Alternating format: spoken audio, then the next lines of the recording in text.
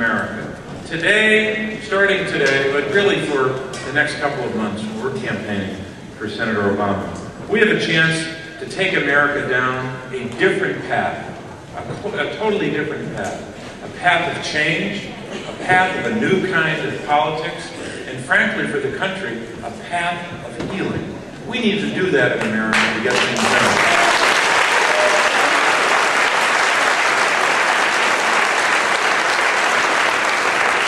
It is my firm belief, my unshakable belief, that the one person who is uniquely qualified to bring our country together, to put us on a new path, to change the course, and frankly to bring the world together, is Barack Obama.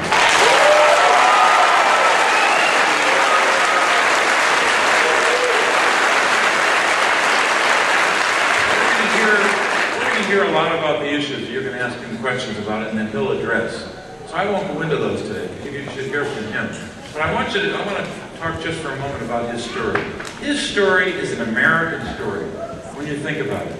Born of the diversity of America that is our strength. It's a story of struggle and sacrifice, but ultimately triumph. Who would ever believe a year or two ago that this talented, decent, wonderful person could be in the position he's in right now, to be on the way to being nominated for our party as president. But you know what? He knows that when he comes into Pennsylvania in this campaign, he's an underdog. He's behind in the polls. But you know what? We're in Johnstown, Pennsylvania. And I'm from Scranton. You know something about being an underdog. There are a lot of people who live in Pennsylvania right now who might feel like underdogs because of the economy.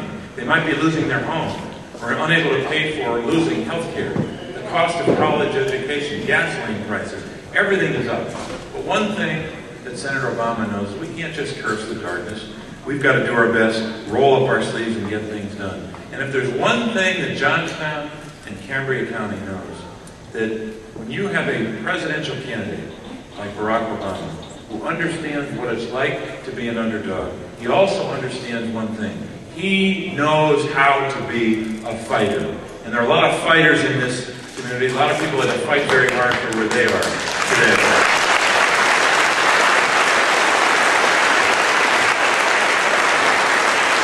You know what he'll fight for? He'll fight for jobs, your jobs and your family's jobs. Good paying jobs he can sustain a family on. And he knows that when he's president, one of his priorities is to change the tax code to say that if you're a company in the United States of America and you send jobs overseas, you're not going to get a tax break from the federal government.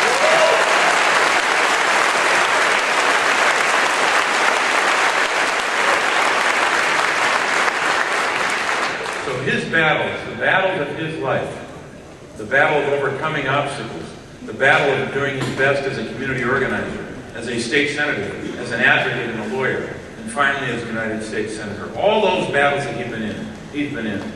There are battles too. And we need a president who understands what it's like to be an underdog, what it means to be a fighter, especially a fighter for your jobs. And I have no doubt that he's going to be that kind of president. And I really believe, in my own heart, having known him for several years now, he campaigned for me, that campaign you talked about in 2006 with Vicki, he was there with us early and often, helping us in that campaign.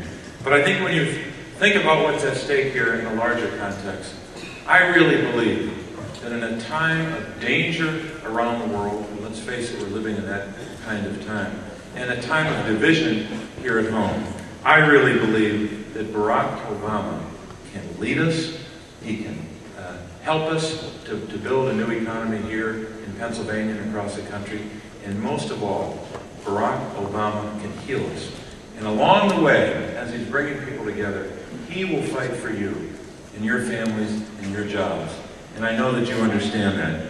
And I think, most of all, when we think about November of 2008, we are not just electing a president to be the leader who works on jobs and works on our priorities. We're electing a commander-in-chief. And if there's one thing you've seen in this campaign, is that Barack Obama is steady under fire. He's steady in the eye of the storm, and he is ready to be Commander-in-Chief. And I have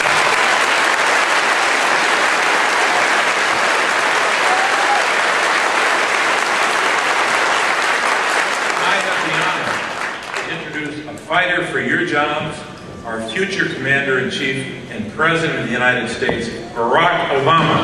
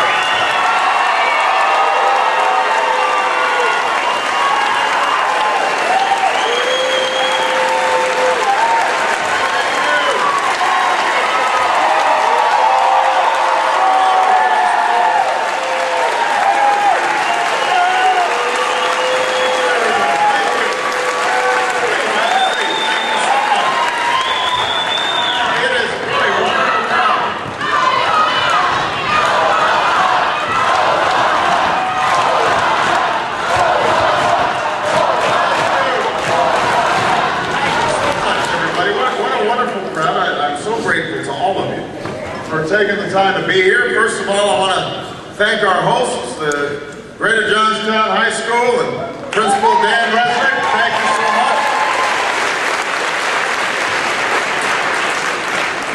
I want to thank my wonderful introducer, Victoria King. Thank you so much.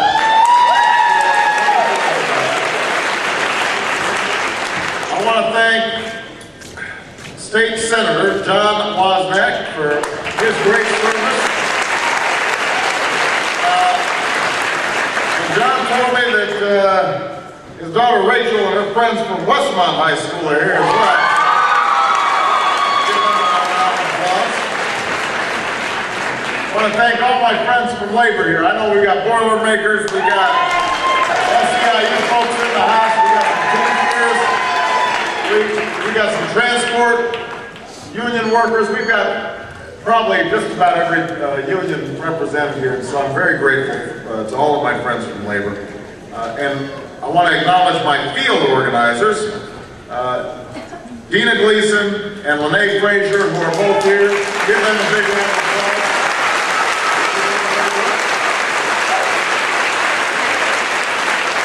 And finally, I want to thank a great friend, one of the finest young senators that we have in Washington, somebody who not only is smart and dedicated and cares about ordinary people, but is also just a decent person with a good heart.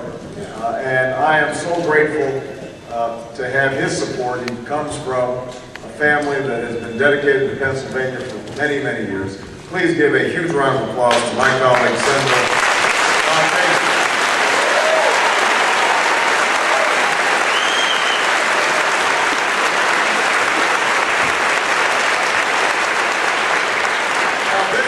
Town hall meeting. So I'm not going to give a long speech.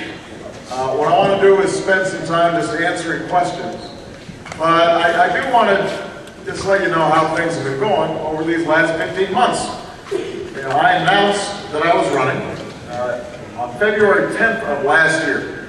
I was on the steps of the old state capitol in Springfield, Illinois, which is the building where Abraham Lincoln served for many years before he went to Washington. And it's in the city where I served for many years, in state government, before I became a member of the United States Senate. And when that the one person who is uniquely